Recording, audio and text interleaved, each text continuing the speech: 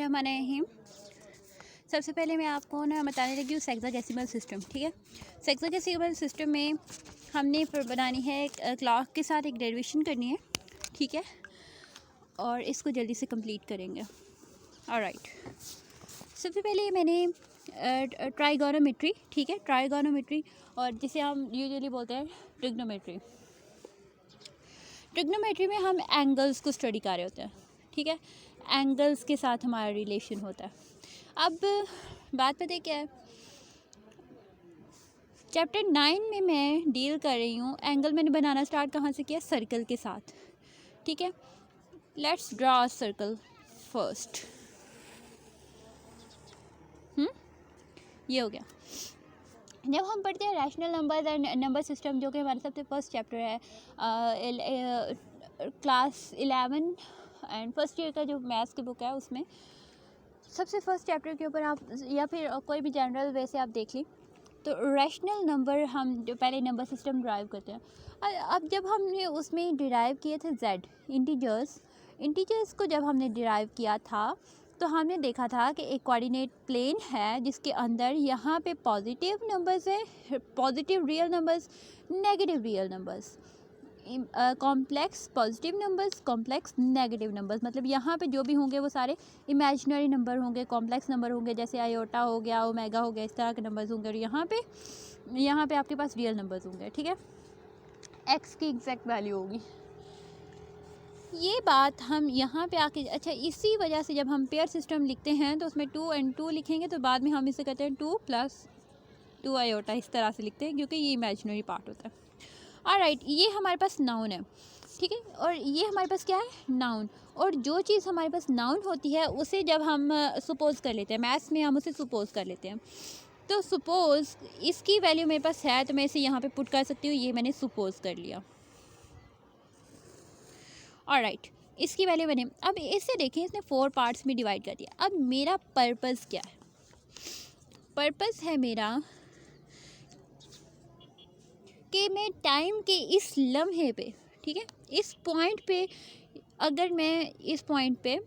अगर मैं चाहूँ कि टाइम क्या हुआ है तो मुझे एग्जैक्ट रीडिंग मिले कि इस टाइम पे टाइम क्या हुआ है। ठीक है, और इसके लिए मुझे इसे स्मॉलेस्ट पार्ट्स में डिवाइड करना होगा। ठीक है, स्मॉलेस्ट पार्ट्स में, जो कि पॉसिबल स्मॉलेस्ट पार्ट है उसमें मुझे इसे डिवाइड करना है, छोटे से छोटा हिस्सा बनाना है इसका। 4 पार्ट्स में डिवाइड हो गया। अब जब मैंने इसकी सर्कमफेरेंस बनाने की कोशिश की और इसके ऊपर डॉट्स लगाती गई तो मैंने देखा कि यहाँ तक आते हुए मैंने सिर्फ 90 डॉट्स लगा सकी हूँ।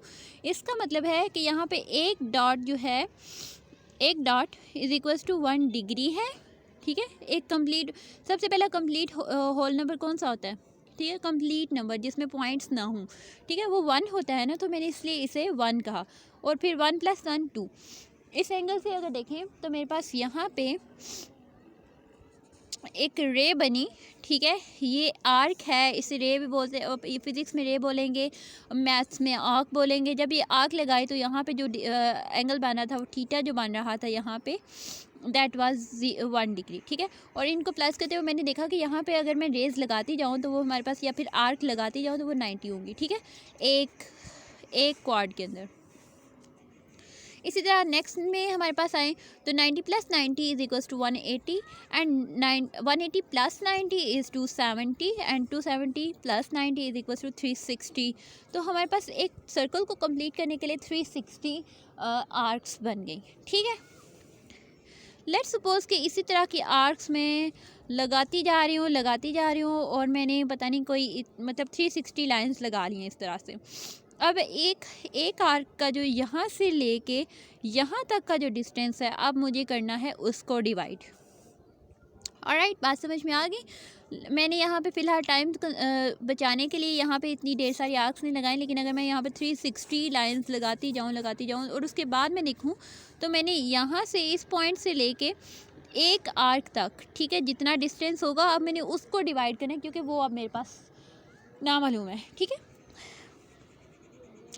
अच्छा, यहाँ से होगा यहाँ तक का डिस्टेंस अगर मैं डिवाइड करूँ।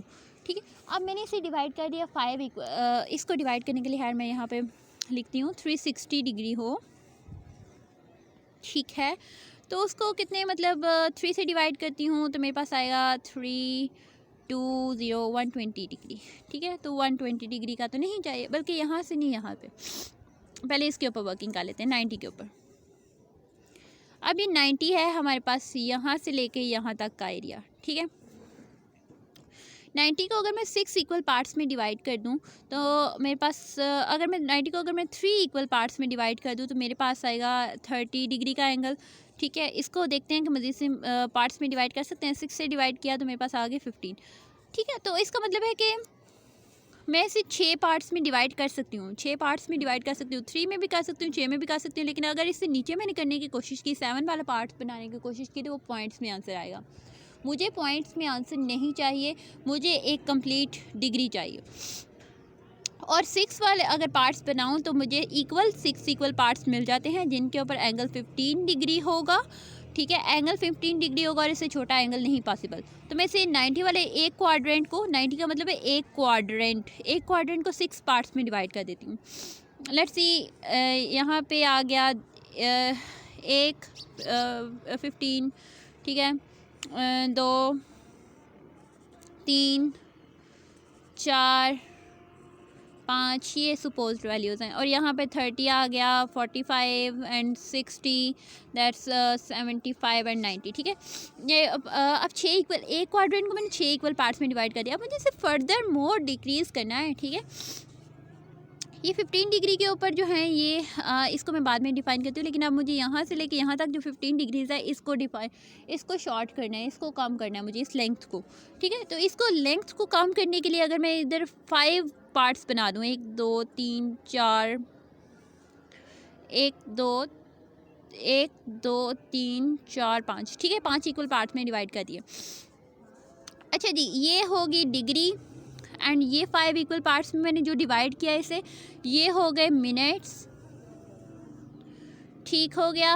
और इसी तरह अब यहाँ से लेके यहाँ तक का जो डिस्टेंस है इसमें भी फर्दर और 5 लाइंस लगानी है, 1 2 3 4 5। तो देख लें ये सारा एरिया कवर हो गया ना।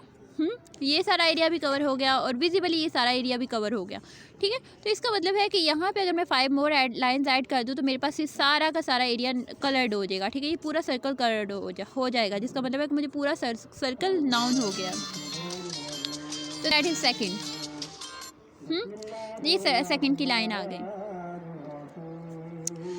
अच्छा जी, यहाँ से इस सारी सिचुएशन को देखते हुए अब मैंने यहाँ पे लगा दिए 24 आवर्स। ठीक है, अब यहाँ पे 24 आवर्स का मतलब मैं क्या लगा रही हूँ कि हर 15 डिग्री के ऊपर अगर मैं देखूँ तो मेरे पास 24 पार्ट्स बनते हैं। अगर इस तरह से मैं बनाती जाऊँ तो ये एक पार्ट, ठीक है, 1 2 3 4 5 6, ठीक है, 6 इधर बन गए, 6 इधर, 6 2 बार 12, 6 3 बार 18, 6 4 बार 24।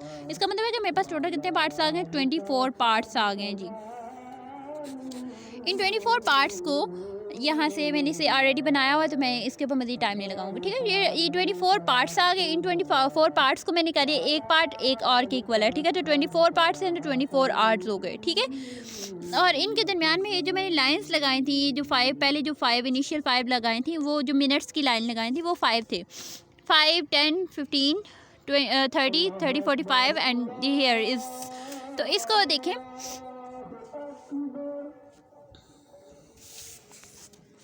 अच्छा जी, 5 मिनट्स हैं, 5 लाइन्स हैं, इनको 24 के साथ मल्टीप्लाई कर देते हैं 24 आवर्स के साथ। ठीक है, तो हमारे पास आंसर आ जाता है 120 मिनट्स। तो इसका मतलब है कि 120 इस सारे सर्कल के अंदर 24 आवर्स हैं, 120 मिनट्स हैं और 120 ही सेकंड्स हैं, जो कि ये बाद में जो 5 एक पार्ट के अंदर भी 5 लाइन्स जो लगाई थी वो सेकंड की लाइन्स थी और 120 सेकंड्स हैं। ठीक है, अब मैंने देखा जब हम यहाँ पे अगर अर्थ रख दें, ये अर्थ है, ठीक है, यहाँ पे अगर मैं सन रख दूँ और यहाँ पे अगर मैं मून रख दूँ, ठीक है, तो यहाँ पे एक लाइन ड्रा हो जाती है, एक लाइन जो कि इसको डिवाइड करती है, वस्ती लाइन जिसे हम कहते हैं मिड लाइन। ठीक है, वस्तान में अगर देखें तो यहाँ पे सूरज निकला हुआ है, ये रोशनी में हिस्सा है, ये जो है ये चांद वाला हिस्सा है। ठीक है, तो यहाँ पे ये चीज़ मैं समझाना चाह रही हूँ, जो रोशनी वाला हिस्सा होगा वहाँ पे अगर मैं अब एक काल मिलाती हूँ, ठीक है, यहाँ पे रहने वाले आदमी को, तो उसने मुझे बताया, अच्छा यहाँ पे रहने वाले एक आदमी ने मुझे बताया कि उसकी हाँ में मतलब 13 बजे हम, ठीक है, इस टाइम पे जो टाइम है वो 13 हो गए, ठीक है। तो उसने यहाँ से कहा कि नहीं यहाँ पे 5, यहाँ पे भी 13 हो गए, ठीक है। दोनों आदमी जो कॉल कर रहे हैं, लेकिन एक की तरफ जो 13 है उधर दिन है और दूसरी की तरफ जो 13 है उधर रात है, ठीक है। तो दिन और रात के इस फ़र्क को ख़त्म करने के लिए हमने PM और AM जो हैं वो इंट्रोड्यूस करवाए थे। अब ये PM AM कब बनेंगे, जब मैं 24 को, अब जो रीडिंग है उसको 24 डिवाइडेड बाई 2 करूँ, 2 पार्ट्स में डिवाइड कर दूँ, एक पार्ट को PM कह दूँ, एक पार्ट को जो नाइट टाइम है उसको मैं PM कह दूँ, जो मॉर्निंग टाइम है उसको AM कहना है मैंने, ठीक है। इसलिए मैं इसे 2 पार्ट्स में डिवाइड कर दूँ।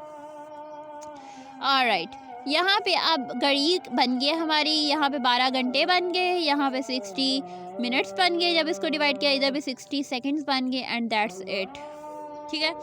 और इसके अकॉर्डिंग जो हमारे पास घड़ी ड्रा हो जाती है वो कुछ यूँ है, मैं आपको अपनी वर्किंग भी दिखा देती हूँ।